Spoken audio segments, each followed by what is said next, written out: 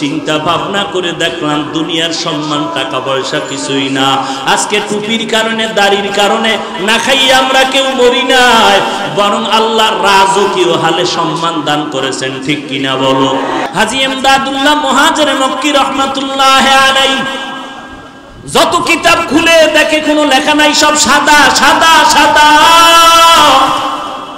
আবার সামনে কিতাব খুলে সাদা, কোনো লেখা নাই। এইভাবে করে করে করে করে কোন কিতাবগুলোর শেষ পর্যন্ত হাজী ইমদাদুল্লাহ চলে গেলেন আবার ওই ঝানজানো